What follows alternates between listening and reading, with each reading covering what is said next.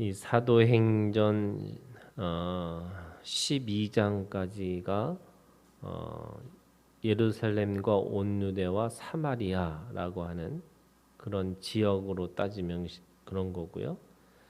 이 13장부터는 이제 땅끝까지 이르러라고 하는 이 땅끝의 선교를 시작하는 그런 시점. 그래서 이 사도행전 13장이 사도행전 이제 28장까지 그렇게 이어지는. 근데 나중에 이제 로마로 들어가는 그 광경에서 끝나거든요.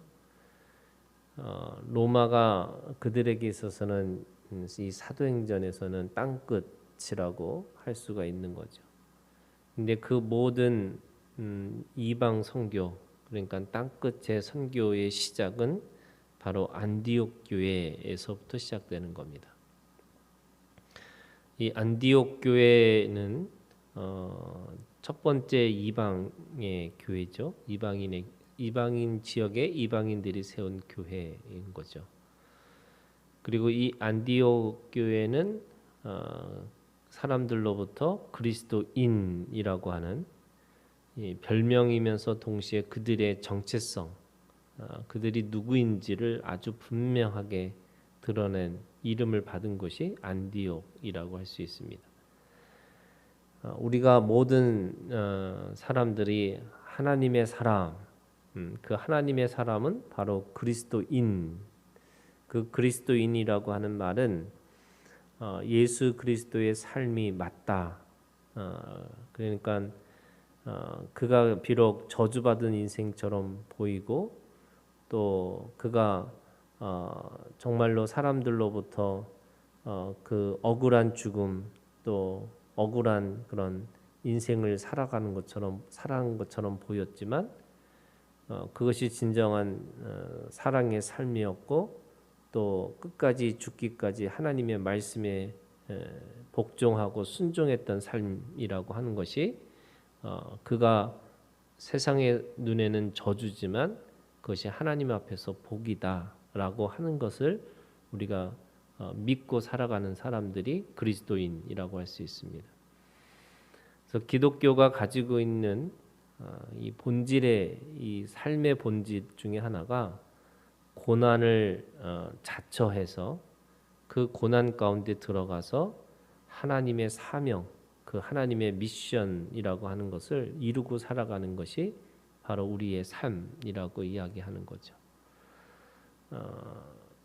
사망의 음침한 골짜기를 누구도 좋아하지 않지만 목자가 그 사망의 음침한 골짜기를 간 그 어린 양을 구하러 가기 위해서 기꺼이 그 사망의 음침한 골짜기를 걸어가는 거예요.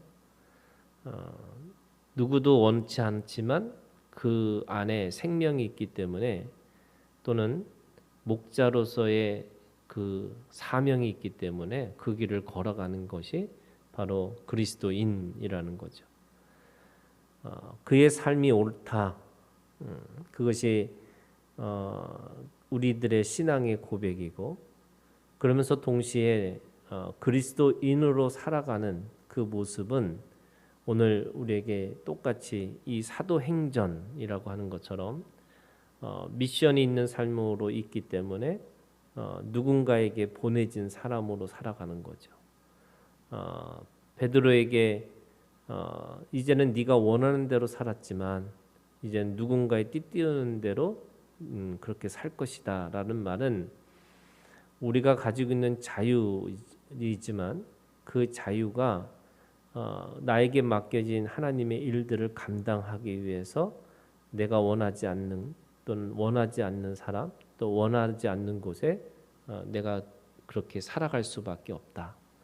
그래서 우리들의 인생은 내가 좋아서 내가 원해서 살아가는 것이 아니라 하나님이 원하시는 것으로 살아가는 것이다. 이게 그리스도인의 삶이죠. 그것을 가장 어떻게 보면은 잘 드러내는 교회가 바로 안디옥 교회라고 할 수 있습니다.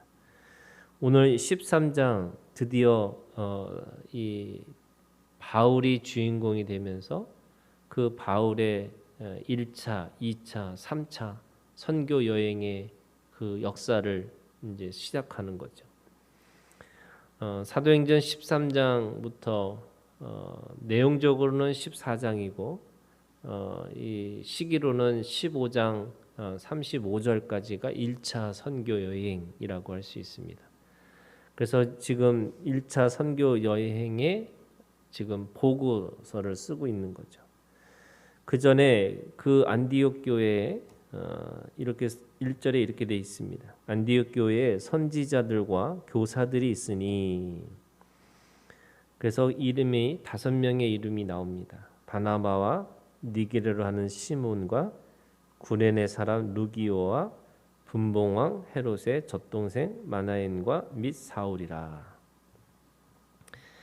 이 첫 번째 바나바는 우리가 잘 알고 있는 것처럼 자신의 모든 재산을 드리고 또 그 재산을 통해서 구제를 했던 사람이에요. 그래서 새로운 이름을 받은 거죠. 바나바. 이 바나바라는 것은 위로의 아들이라는 뜻입니다. 그러니까 이 바나바에게는 대단한 그 믿음과 대단한 사람들에게 보여주는 이 구제의 이 능력은 이 모든 사람들에게 존경의 그런 대상이라고 할 수 있죠. 두 번째, 니게르라 하는 시몬이라는 사람이 있어요. 이게 니게르라는 말은 이게 흑인이라는 뜻이에요. 그러니까 잘은 모르지만 이 시몬에 대해서 역사적으로 많이 알려지지 않았지만 이 시몬은 흑인이 아니었을까라는 뜻인 거죠. 그리고 구레네 사람 루기오 이런 사람이 있어요. 이 구레네라고 하는 것은 지금으로 얘기하면은 아프리카 지역의 한 지역을 이야기하고 있는 거죠. 우리가 잘 알고 있는 구레네 시몬이라는 사람이 있었죠. 어떨결에 예수님의 십자가를 지었던 사람입니다. 그러니까 아마도 이 구레네 지역에 이 유대인들이 많이 살았던 것이 아닌가. 그 안에 지금 이 니게르로 가는 이 사람들처럼 이 아프리카 사람이라고 할 수 있는 거죠. 그리고 루기오 구레네 사람 루기오와 분봉 왕 헤롯의 젖동생 마나엔이라고 돼 있어요. 이게 젖동생이라는 말은 이 중마고라는 뜻이 있어요. 그러니까 헤롯의 지금 헤롯 안티파스 또는 안티파스 2세 뭐 이런 지금 그 당시의 왕과 중마고였던 이 마나엔이라고 하는 사람인 거죠. 아마 이 사람은 유대인의 귀족이 아니었을까. 왕과 그렇게 중마고로 친할 수 있는 친구의 관계였다면 이 사람도 당연히 대단한 권력과 대단한 학식을 가지고 있는 그런 사람이 아니었을까라고 생각하는 거죠. 그리고 사울이 있습니다. 이 사울은 우리가 잘 알고 있는 것처럼 이 바리새파 중에 한 사람이고 또 이 사람들에게 유대인들의 교육을 제대로 받은 가말리아의 문화에서 공부를 했던 사람인 거죠. 이 5사람 그러니까 이 교회의 선지자와 교사를 세운 이 5명의 사람들이 바로 안디옥 교회의 영적인 지도자라고 하는 것을 지금 기록하고 있는 거죠. 여기에 가장 중요한 게 뭘까? 사실은 이들은 신분적으로도 어떤 면에서 다른 거고 또 사는 지역도 달랐던 사람들이고 또 이 유대인이냐 아니냐라고 하는 것을 떠나서 그들이 그렇게 하나의 지도자로 세울 수 있었던 공통점은 하나겠죠. 믿음의 사람들이었습니다. 그러니까 교회는 다른 어떤 것보다도 이 믿음의 공동체가 되어야 되는 거죠. 예수 그리스도를 믿고 또 예수 그리스도를 통해서 자신의 모든 것을 헌신하고 거기에 살아갈 수 있는 사람들, 그게 교회 지도자라고 할 수 있습니다. 그리고 2절에 보면은 주를 섬겨 금식할 때 성령이 이르시되 내가 불러 시키는 일을 위하여 바나바와 사울을 따로 세우라 하시니. 그래서 두 사람을 세웠어요. 아마도 이 두 사람을 선교사로 파송하는 그런 일들을 하시려고 하시는 것이 아닌가. 그래서 금식하며 기도하고 두 사람에게 안수하여 보내니라 이렇게 되어 있습니다. 이 보내진 사람들, 그러니까 우리가 미션이라고 하는 하나님의 사명은 누군가에게 보내진 사람이라는 거죠. 이게 보내졌다는 말에는 여러 뜻이 있어요. 뭐냐면 오라고 하는 것은 내가 기득권이고 보내졌다는 것은 내가 그 안에서 기꺼이 섬기겠다라고 하는 말의 의미가 있습니다. 그래서 누구든지 우리 안에 오지만 내가 기득권을 가지고 내가 오래 다녔고 내가 여기 있었고 이게 아니라 기꺼이 섬겨주는 사람의 모습이라고 할 수 있습니다. 4절에 드디어 보내심을 따라서 그들이 1차 선교 여행을 갑니다.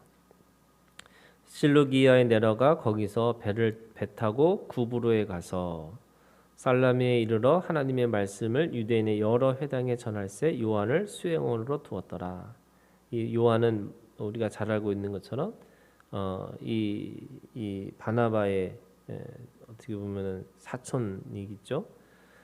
그리고 그 6절에 보면 온 섬 가운데로 지나서 바보에 이르러 이렇게 되어 있습니다. 그러니까 이 구브로로 가서 그들이 그 살라미와 바보의 이런 이 동과 서를 이렇게 횡단해서 그 섬에 있는 그 사람들에게 하나님의 말씀을 전하는 그런 역사가 있었다는 거죠. 특별히 기록한 것 중에 하나가 이 바보에 이르러 지역 이름이죠. 바 예수라 하는 유대인 거짓 선지자인 마술사를 만나니 그가 총독 서기오 바울과 함께 있으니 서기오 바울은 지혜 있는 사람이라. 바나바와 사울을 불러 하나님의 말씀을 듣고자 하더라. 지혜에 있는 이 자에게 지금 거짓 선지자 바 예수라는 유대인 거짓 선지자 또는 마술사 이렇게 표현합니다. 아마 바 예수라고 하는 말은 예수의 아들이라는 뜻의 의미가 있는데 이 예수의 아들이라는 말은 사실은 예수를 믿는 사람처럼 보이는데 이 예수가 이 문헌에 보면은 바로 여호수아라는 뜻의 의미가 아닌가. 그러니까 사실은 여호수아, 호세아, 요나 다 이 하나의 어원을 가지고 있는 이름들이거든요. 그게 예수의 같은 의미입니다. 그러니까 뭐 여호수아의 아들 또는 호세아의 아들, 요나의 아들 뭐 이런 의미로 있는 사람이죠. 그가 거짓 선지자라고 얘기합니다. 왜 거짓 선지자라고 했을까? 그러니까 이 바예수라는 말의 뜻은 자신이 어떤 이 구약에 있는 대단한 선지자들의 그런 이름을 빌려서 자신이 그거를 이어받는 사람이라는 뜻의 의미도 있겠죠. 그러니까 사람들에게 자기 이름을 그렇게 부르게 만들고 그러면서 이 사람이 할 수 있는 일이 마술사예요. 이 마술사라고 하는 말은 사실은 이게 그 당시에 뭐 천문학자라는 의미도 있지만 마술사라는 게 사람들을 속이는 그런 지금도 우리가 뭐 마술사라고 하는 게 눈속임하고 있는 사람들의 의미잖아요. 그러니까 그가 진짜 제대로 뭔가 이 기적을 또는 표적을 보여주는 사람이 아니라 뭔가 트릭을 통해서 유혹을 통해서 아니면 기술을 통해서 누군가를 속이는 그런 사람인 거죠. 근데 왜 이 총독 서기오 바울이 그를 옆에 두고 있었을까? 아마도 뭐 어떤 대단한 이 권력을 가지고 있는 사람이 자신의 권력을 유지하기 위해서 어떤 영적인 것을 또는 어떤 지혜를 구하고 있었지 않았을까? 그때 이 바나바와 사울을 통해서 하나님의 말씀을 듣고자 했던 거죠. 그런데 8절에 보니까 이 마술사 엘루마, 이 엘루마라는 말도 또 마술사예요. 그들을 대적하여 총독으로 믿지 못하게 힘쓰니. 그러니까 이 자신의 그런 이 밥벌이가 떨어질 거라고, 또 자신이 가지고 있는 그런 지위를 빼앗길까봐 지금 오히려 지금 이들을 대적하고 있는 모습으로 있는 거죠. 그때 바울이 성령이 충만하여 그를 주목하고 이르되 첫 번째 모든 거짓과 그 다음에 악행이 가득한 자고 마귀의 자식이고 모든 의의 원수고 주의 바른 길을 굽게 하는 것, 왜곡시킨다는 거죠. 그러니까 그가 가지고 있는 이 죄성에 대한 5가지를 그 앞에서 선포하고 있습니다.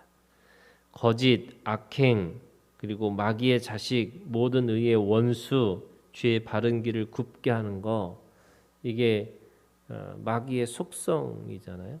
그러니까 어떻게 보면은 이 마귀의 속성을 가지고 있다라고 아주 분명하게 단호하게 그렇게 선포하고 있는 겁니다. 보라, 이제 주의 손이 네 위에 있으니 네가 맹인이 되어 얼마 동안 해를 보지 못하리라 하니. 이 말의 선포가 이제는 그가 돌이킬 수 있는 그 길 중에 하나가 이제 보이지 않는 것과 같은 거예요. 이게 이제 똑같아요. 영적으로도요. 이게 사실은 내가 안목의 정욕, 육신의 정욕, 이생의 자랑이라는 거를 떠나기 위해서는 육신의 정욕, 안목의 정욕이잖아요. 이게 보이는 것으로부터 오는 정욕이 있어요. 그게 보이는 것으로부터 정욕은 내가 실제로 영적으로 눈이 멀어야 되는 거예요. 그래야지 눈이 감기면 내가 보이는 것의 정욕을 떠나서 이제 진실이 무엇인지, 또 본질이 무엇인지, 또 내가 가지고 있는 이 가장 근원적인 것이 무엇인지를 보게 되는 거거든요. 이게 하나님의 역설이에요. 내가 가장 지혜가 없다라는 것을 깨달아야지만 하나님의 지혜를 받을 수 있다는 거예요. 내가 완전히 세상의 소리가 끝나야지만 그게 하늘의 소리가 들리기 시작하는 거예요. 이게 역설이죠. 그러니까 세상의 소리와 하나님의 소리를 동시에 들을 수는 없어요. 왜냐하면 사람들은 세상의 소리가 크면요 하나님의 소리가 들리지를 않아요. 그리고 하나님의 소리가 들리면 세상의 소리가 아무 의미가 없다는 거예요. 그게 그냥 배설물처럼 여길 수 있는 거예요. 그런 게 지금 맹인이 됐다, 이게 저주처럼 보이잖아요. 근데 이 사람이 왜 그렇게 하나님 총독으로 믿지 못하게 힘쓸까라고 생각해 보면 뭐가 보인 거냐면 하나님의 말씀이 보이는 게 아니고 자신의 처지와 자신의 입장과 또 자신의 신념과 이런 게 다 거쳐 있는 거잖아요. 근데 신념이라는 게 뭐냐면 거짓으로 누군가를 속이고 살아가는 게 자기의 신념이에요. 그러면 그거 끝내기 위해서는 눈이 감기는 거죠. 그래서 어둠 가운데 뭘 깨달아야 되느냐? 하나님의 빛을 경험해야 되는 거죠. 그런데 영원히 맹인이 되는 게 아니에요. 그래서 얼마 동안 해를 보지 못하리라 하니 이렇게 돼 있어요. 그래서 12절 그 역사를 보고 이에 총독이 그렇게 된 것을 보고 믿으며 주의 가르치심을 놀랍게 여기니라. 지금 처음부터 이 선교의 역사가 믿음의 역사고 믿음의 능력이고 그러다가 믿음의 이 사람들이 만들어지는 거죠. 저는 교회가 이게 그냥 사람들이 지식으로 설명해서 듣는 게 아니고 거기에 믿음의 역사가 반드시 있어야 된다는 거죠. 그 믿음의 역사가 있어야지 하나님의 말씀이 지식이 아니고 생명이라는 것을 알게 되는 거거든요. 그래서 이 지금 이 구브로의 섬에서 하나님의 역사가 이렇게 일어났다는 것을 보고하고 있습니다. 오늘도 우리가 주님 안에서 그 믿음의 능력, 믿음의 역사를, 그래서 믿음의 사람들이 세워지는 것들을 우리가 믿음으로 바라보는 우리가 되기를 주님의 이름으로 축원합니다.